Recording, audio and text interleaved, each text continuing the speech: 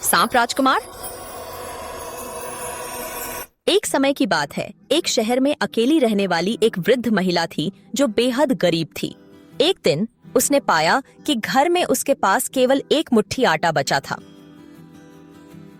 अधिक आटा खरीदने के पैसे और कमाने की आशा नहीं। उदास होकर अपने छोटे पीतल बर्तन लिए वह नहाने और कुछ पानी प्राप्त करने के लिए नदी की ओर चली गई। बाद में घर आकर जो आटा उसके पास बचा था उससे बिना खमीर की केक बनाने का सोचते हुए, और इसके बाद उसे नहीं पता था कि उसके साथ क्या होने वाला है। नहाते समय उसने अपना छोटा पीतल का बर्तन नदी के किनारे पर कपड़े से ढककर रखा, भीतरी हिस्सा अच्छा और साफ रखने के लिए। लेकिन जब वह नदी से बाहर आई और कपड़े उतारकर बर्तन में पानी भरने लगी तो उसने उसमें एक घातक सांप के चमकते सिकुड़े हुए दिखाई दिए। तुरंत उसने कपड़े को फिर से बर्तन के मुंह में डाल दिया और उसे वहीं पकड़े रखा, और फिर उसने अपने आप से कहा, ओह दयालु मृत्यु, मैं तुम्हें अपने घर ले जाऊंगा और वहां मैं तुम्हें अपने बर्तन से झटका मारूंगा और तुम मुझे काटोगे और मैं मर जाऊंगा, और तब मेरी सारी परेशानियां समाप्त हो जाएंगी। इन उदास विचारों के साथ वंचित बूढ़ी महिला बर्तन के मुंह में कपड़ा सावधानी से पकड़ते हुए घर की ओर जल्दी हुई, और जब वह घर पहुंची तो उसने सभी दरवाजे और खिड़कियां बंद कर दी और कपड़ा हटा दिया, और उसने अपने चूल्हे पर बर्तन को उल्टा कर दिया। उसकी क्या आश्चर्य था यह जानकर कि वह घातक सांप नहीं गिरा बल्कि खड़खड़ाहट के साथ गिरा, चमकते रत्नों से सजी हुई एक अत्यंत भव्य हार। कुछ ही मिनटों के लिए वह मुश्किल से सोच पाई या बोल पाई, लेकिन वह चौंक कर खड़ी रही, और फिर कंपकपी करते हाथों से उसने हार उठाई और इसे अपनी दुपट्टे के कोने में मोड़ते हुए वह जल्दी से राजा की सार्वजनिक सभा कक्ष की ओर चली गई। एक याचिका, हे राजा, उसने कहा, केवल तेरे निजी कान के लिए एक याचिका।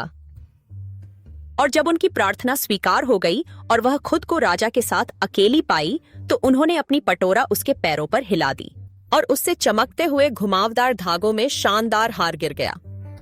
जैसे ही राजा ने उस सुंदर वस्तु को देखा वह आश्चर्य और प्रसन्नता से भर गया, और जितना अधिक उसने इसे देखा उतना ही उसे लगा कि उसे इसे तुरंत ही प्राप्त करना चाहिए। इसलिए उसने उस बूढ़ी महिला को इसके लिए 500 चांदी के सिक्के दिए और तुरंत इसे अपनी जेब में डाल लिया। वह अपने दिल में खुशियों से भरी होकर चली गई, क्योंकि राजा ने उसे जो पैसा दिया था वह उसके बाकी जीवन के लिए पर्याप्त था। जैसे ही वह काम छोड़ सका, राजा जल्दी निकला और अपनी पत्नी को इनाम दिखाया, जिससे वह प्रसन्न हुई, यदि उससे अधिक भी हो। और जैसे ही उन्होंने अद्भुत हार की प्रशंसा करना समाप्त किया, उन्होंने इसे महान संदूक में बंद कर दिया जहां रानी के गहने रखे थे, जिसकी चाबी हमेशा राजा की सुनहरी सोने की गर्दन पर लटकती थी। थोड़ी देर बाद एक पड़ोसी राजा ने एक संदेश भेजा जिसमें कहा गया था कि उसके पास एक अत्यंत सुंदर लड़की का बच्चा जन्मा है, और उसने अपने पड़ोसियों को इस अवसर पर एक बड़े भोज में आने का निमंत्रण दिया। रानी ने अपने पति से कहा कि निश्चित रूप से उन्हें भोज में उपस्थित होना चाहिए और वह अपनी नई हार पहनेगी जो उसने उसे दी थी। यात्रा की तैयारी के लिए उनके पास केवल थोड़े समय था, और अंतिम क्षण में राजा आभूषण के बक्से में गया अपनी पत्नी के पहनने के लिए हार निकालने, लेकिन उसने वहां कोई हार नहीं देखी। उसके स्थान पर वह छोटा बच्चा अपनी तकलीफ में जोरदार बकना और ऊंचे स्वर में चिल्ला रहा था। राजा इतना आश्चर्यचकित होकर पीछे गिर पड़ा, फिर थोड़ी देर में अपनी आवाज पाई और पत्नी को पुकारा, इतनी जोर से कि वह दौड़ कर आई, यह सोचकर कि हार कम से कम अब भी उसमें ही होनी चाहिए। यहाँ देखो, देखो, राजा ने चिल्लाया, क्या हमने हमेशा एक बेटे की इच्छा नहीं की थी? और अब स्वर्ग ने हमें एक भेजा है। आपका क्या मतलब है?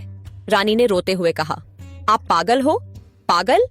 नहीं, मुझे उम्मीद है कि नहीं, राजा ने चिल्लाते हुए कहा, खुले सींग के चारों ओर उत्साह में नाचते हुए, यहाँ आओ और देखो, देखो हमारे पास उस हार के बदले हमारे पास क्या है। तभी बच्चे ने खुशी में जोर से जयकारा लगाया, जैसे कि वह था